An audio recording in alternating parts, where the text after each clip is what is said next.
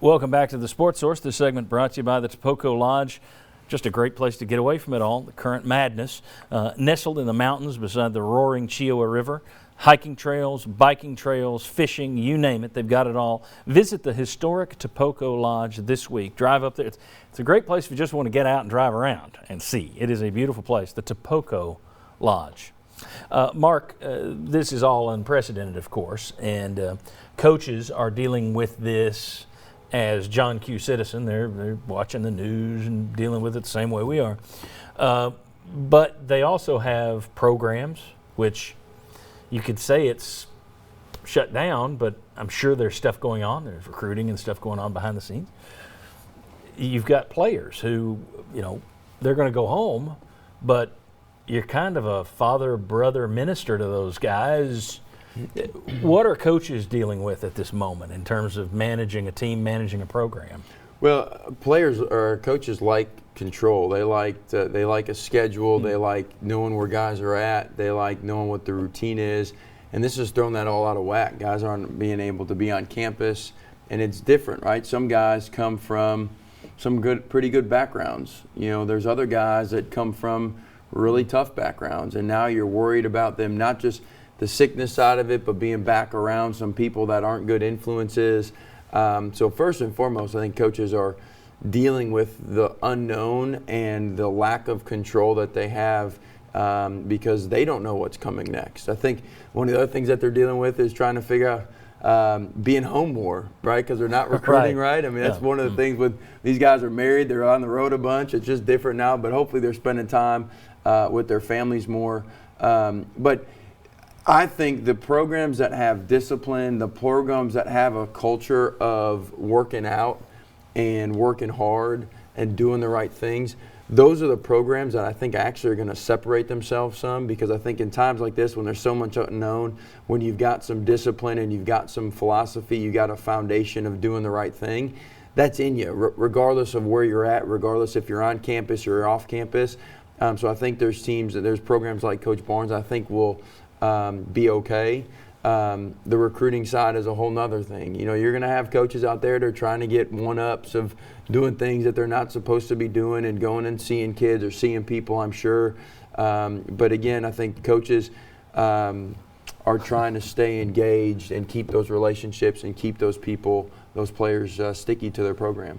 I just got a picture of a couple of coaches with like masks on. Hey, there's no cops. There's no NCAA cops around. Let's loot. Heading in, grabbing recruits as I touch my face.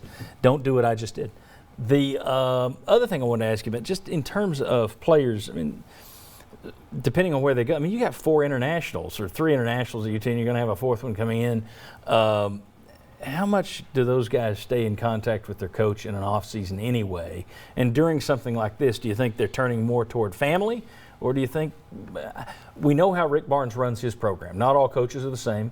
Do you think they are leaning on him a little bit? Do you think he's having to answer? Well, obviously he's having to answer questions he's never answered before. What do you think's happening with that relationship bond, or do you think, okay, season's over, they're with their parents now? No, I think coaches, a lot's changed too, is where these kids are on campus almost 24/7 throughout the entire year. Coaches want to be that point of contact. They want their staff to be the point of contact. They want them to be around their family and take some time, but they also want that message to be clear about their sport and about improvement. And sometimes you get away from that, you get out of that culture.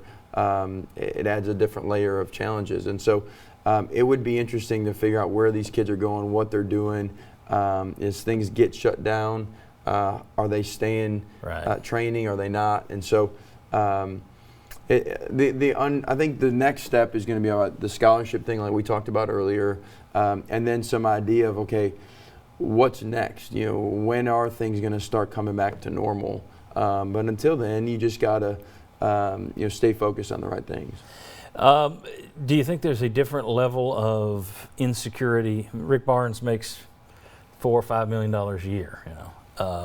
Most of your big Power 5 coaches make that kind of money, huge money. Assistant coaches don't make that kind of money. You look at businesses where people are now dealing with, okay, I may be laid off, I may have to. You think there are assistant coaches out there at smaller schools who are sitting there thinking, okay, what's the financial impact on me for this thing?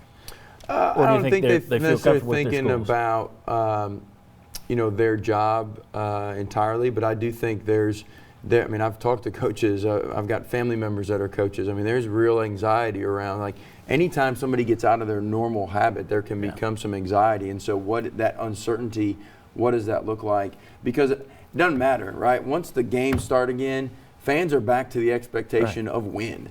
And so these coaches know that, and they know that if they don't win, then they're going to be gone. That leash is getting shorter and shorter every year with fan bases. And so that's leading them to be doing whatever they can hopefully within the rules to make sure that they put a winning product on come their season. Very good. Mark, I also wanted to mention, of course, we promoted last week that you do a watch party for the NCAA tournament that first Friday every year. That obviously has been canceled since there is no tournament, correct? Correct. Yeah, we won't be doing that. We'll try to raise some money for childhood cancer later after all this dust settles. Very good. And with no basketball right now, we'll see you when we see you. I'm sure I'll bring you back in. We've got a lot of time to fill over the next few weeks. We'll bring you back UT Athletics has been pretty good about random stuff popping up. That's so exactly I'm sure there'll be something coming. Very good. Mark, thank you very much. I'm not going to shake your hand this week. Thank you. When we come back, we got the rest of the guys in here, and we're just going to talk about the gut punch of losing a terrific season. Can you imagine if this had happened in December of 1998, for example? You're on the cusp of a national championship. Yeah, we're just going to call it off. We'll discuss that. Come on back on the Sports Source.